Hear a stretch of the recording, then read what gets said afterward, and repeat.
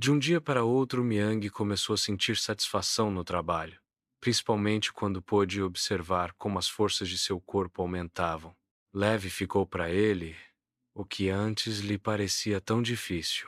Um dia, na alegria sobre essa descoberta, afastou rapidamente as mãos de Fong para o lado, quando este quis apanhar um grande e pesado bloco. Sozinho, o tirou do solo, rolou até o abismo e deixou-o cair com estrondo. Aí Fong afastou-se do penhasco. Assustado, Miang virou-se e olhou para ele. Estava o homem aborrecido pela sua autossuficiência? Um olhar para as feições de Fong acalmaram-no. E mais, encheram-no de surpresa. Havia um brilho de grande alegria nelas. Nós podemos parar de trabalhar, Miang. Ouviu a voz do homem. Também esta estava totalmente transformada, muito mais suave do que antes. O começo daquilo que tu deverias aprender está terminado. Vamos agradecer ao Altíssimo. Juntos caminharam até o ressalto de rocha, no qual Miang, há pouco tempo, tinha passado o seu primeiro dia solitário. A subida, hoje, não lhe parecia mais difícil. Com o coração aliviado, caminhava com seu companheiro, olhando-o alegremente ao redor. Também a paisagem parecia mudada. Certamente os píncaros rochosos estendiam-se até o céu. Profundos desfiladeiros encontravam-se entre eles. Mas a luz do sol dourado iluminava tudo isso e, para onde dirigia seu olhar, encontrava a mais animada vida. Como a um velho conhecido os gigantes acenavam para o menino feliz, alegremente cercavam-no as pequenas figuras dos homenzinhos cinzentos. Chegando no topo, Fong levantou os braços para o céu e pronunciou uma curta e fervorosa prece de gratidão por ter o Todo-Poderoso feito com que esta primeira parte da formação tivesse tanto êxito. Depois os dois sentaram no mesmo lugar, onde o menino tinha enfrentado sua primeira e solitária luta consigo mesmo. E veja, Fong, o silencioso, começou a falar. Eu me alegro por ti, Miang. Nestas semanas tens aprendido muito, mais do que tu mesmo ainda podes pressentir. Em força e habilidade, tornaste-te um homem. Fazer isso de ti era uma parte da minha missão recebida do Altíssimo. Certamente, deve servir futuramente ao nosso elevado Senhor com o Espírito. Porém, para a vida que deverás levar, necessitas de um corpo bem treinado. Primeiramente, este deveria ser desenvolvido. Antes que eu preenchesse o teu espírito facilmente impressionável com o saber do Todo-Poderoso. Os olhos de Miang arregalaram-se admirados. Então tu queres me falar do Altíssimo? Tu queres me ensinar? Júbilo estava contido em sua voz. Sobre as feições de Fong passou um sorriso, que o embelezou maravilhosamente. Creia-me, Miang, eu ansiava pelo dia de poder fazer isso. Mas primeiro tu devias ser preparado para isso. Tu tinhas que aprender, a partir de teu íntimo, a cumprir as ordens do nosso Senhor, sem questionar e sem reclamar. Ele não pode aproveitar servos hesitantes. Depois tinhas que descobrir que o trabalho é uma bênção, deves alegrar-te com ele. Isto eu aprendi. Assegurou Miang convencido. E nunca mais o esquecerei. Achas que terias aprendido isso tão bem se eu apenas o tivesse dito? Indagou Fong. O interrogado pensou um pouco, depois disse francamente. Acredito que não. Somente quando tive que sentir vergonha de minha inatividade e indignidade, senti a bênção que se encontra escondida no trabalho. Ainda conversaram muito, os dois, aos quais a vontade do Senhor finalmente tinha soltado as línguas. Somente agora, Fong pediu que o aluno narrasse a sua vida até agora. Miang o fez com palavras eloquentes.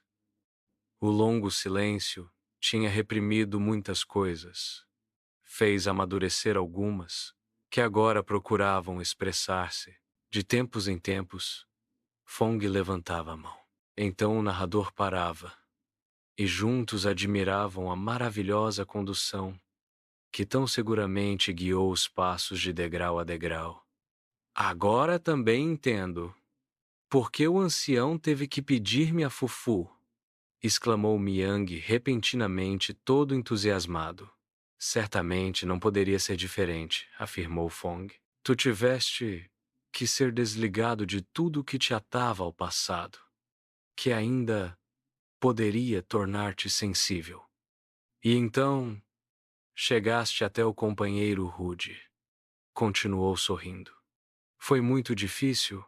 Eu vi teu rosto na oração de agradecimento. Isto me ajudou. Miang o disse singelamente. O outro o compreendeu e não continuou a perguntar. Esse dia eles concluíram em oração conjunta. Tinham que agradecer por tal grandiosidade. Na manhã seguinte estavam, como de costume, no penhasco. Também hoje, pouco falaram. Pesado demais era o trabalho, mas trocaram um ou outro olhar satisfeito, alguma exclamação alegre. Quando o sol estava em seu ápice e seus raios perpendiculares tornaram o enorme trabalho mais pesado, Fong afastou-se. Vamos comer algo e depois procurar a sombra, onde a encontrarmos. Foi um dia maravilhoso, ao qual seguiram outros parecidos. Após o trabalho fatigante, começavam os ensinamentos, que ainda acompanhavam Miang durante o sono, onde se tornavam vivências. Quando certa vez falavam que não existia um porquê no servir ao Altíssimo, Miang acenou com a cabeça, convencido. Agora eu sei que, com as minhas perguntas primeiramente curiosas e que se tornaram resmungos, eu teria estragado o meu futuro, se tu não me tivesses afastado do caminho errado. Quem te disse isso? Queria saber, Fong. A voz que às vezes me fala. Recentemente, de noite, ela me falou como eu era tolo no início e como estava em perigo de me tornar mal. E tu ainda queres saber por que nós movimentamos as pedras?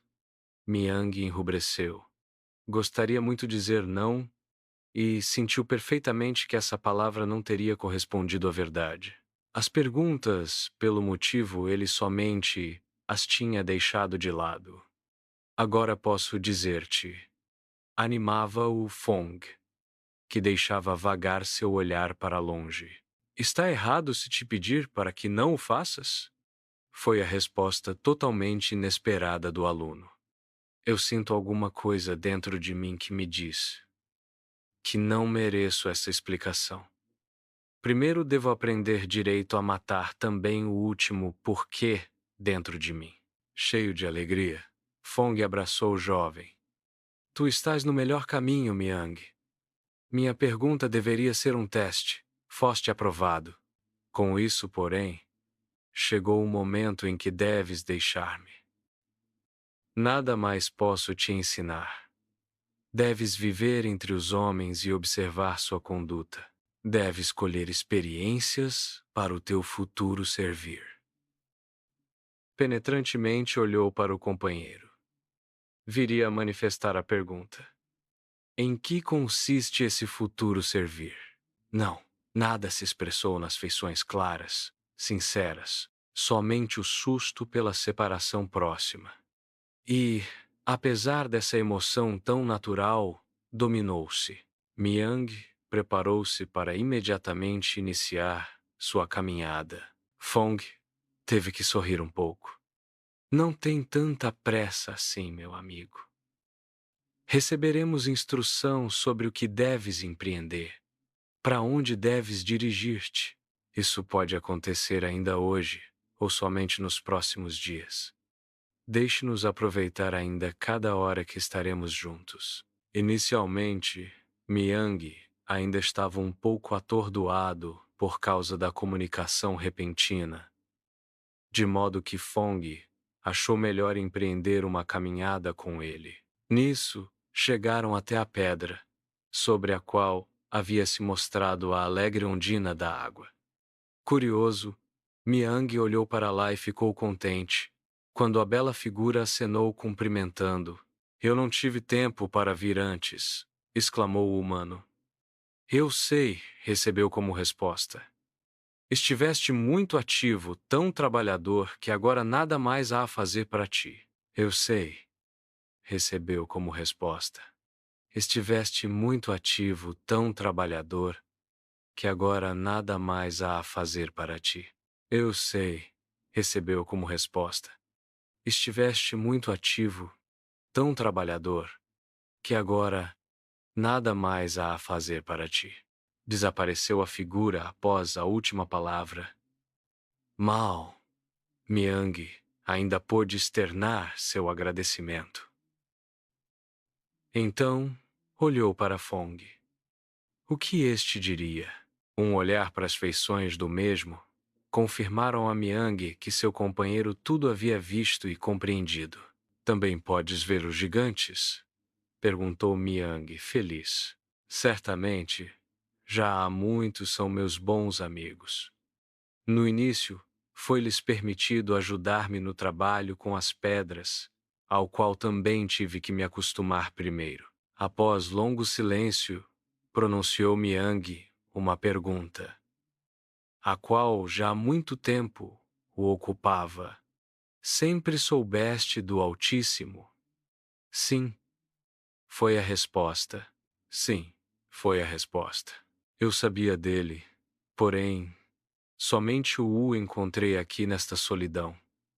Meu pai havia me falado dele, também deixava-me participar da sua oração diária. Mas creia-me, o que nos é dado sem esforço, aquilo não damos atenção. Isso Miang entendeu por experiência própria. Devia, entretanto, refletir mais sobre essas palavras. Ainda encontrava-se na procura pelo seu senhor, quando lhe ia permitido servir realmente, não somente em ajudar a outrem, e em que iria consistir o seu servir? O que quer que fosse, estava convicto de que o faria com alegria. Até esse ponto haviam chegado seus pensamentos quando ouviu vozes. Fong tinha parado, escutando. Seres humanos nesta solidão era algo totalmente incomum, mas não lhe pareciam totalmente inesperados. Somente curiosidade, não surpresa, desenhava-se no rosto do homem, enquanto Miang sentiu um forte impulso de esconder-se em algum lugar. As mãos de Fong o seguraram. Juntos olharam para o que estava chegando. Dois homens aproximavam-se, trazendo as suas robustas montarias nas rédeas devido à trilha estreita. Tinham um aspecto bem diferente das pessoas que Miang havia visto antigamente, e as quais, como ele, tinham seus corpos cobertos com peles. Estes dois usavam vestimentas coloridas, o que parecia ao jovem surpreso algo imensamente suntuoso, causando-lhe, entretanto, um certo desconforto. Quando avistaram os dois que aguardavam, conduziram seus animais para detrás de alguns grandes rochedos, acalmando-os com algumas palavras. Então vieram ao encontro de Fong. És tu Fong, príncipe da tribo amarela? Perguntaram em dúvida, porém, com respeito. És tu Fong, príncipe da tribo amarela? Perguntaram em dúvida, porém, com respeito. O príncipe deixei de lado, juntamente com as vestimentas. Então, a despeito disso, és aquele que procuramos. A tua tribo necessita do príncipe, mas lá embaixo aguardam as montarias, servos e vestimentas. Involuntariamente, Fong abanou a cabeça. Com receio inexplicável, Miang olhou para ele. O que ele faria? Era ele realmente um príncipe? Como ele iria decidir-se?